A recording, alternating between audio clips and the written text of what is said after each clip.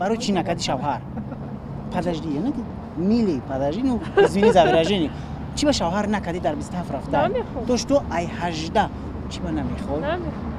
توش تو نمیخوام کار میکنم همه چی دارم. همه کار. چی گفتم بعدی 18 ول بیستا ای 18 اوسکو ای 18 اوسو نصیحت یک راهگذر و رفیقش به خبرنگار رادیوی آزادی که چرا تا 20 سالگی شوهر نکرد و به قول آنها پیر دختر شد.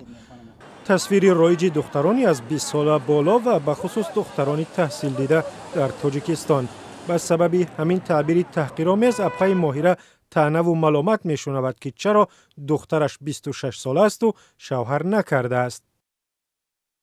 در تاجیکستان که 17 18 20 ساله شد 22 سال شد بعد 22 پیر شد میگه. یکی این از وی از جهان بینی تنگه.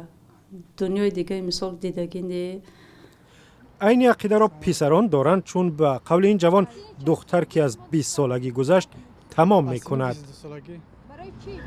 برای چی دختر 22 کشید اوجه تمام میکنه اوجه خیلی چهرهش هم معلوم میشه همش معلوم میشه 18 تا 22.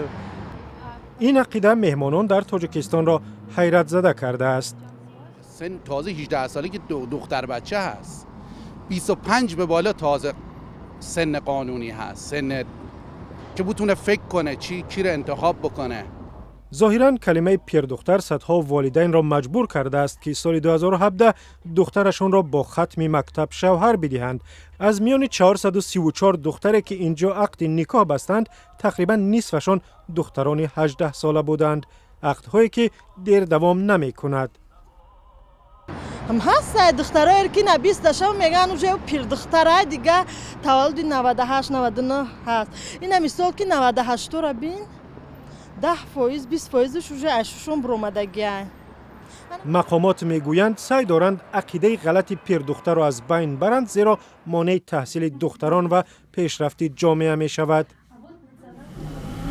یک جوان دختری به زیب و نازنین و یک حسن زمینی خود را داراست و در ایام بلاغت است و در ایام چی گویم که عین جوانی هست، ما نباید که عباره پیر دختر را استفاده بریم، چون که از یک جهت اگر حالت روانی و حالت روحی او را شکند، از طرف دیگر میتواند که خود او را از این جامعه کنده کند.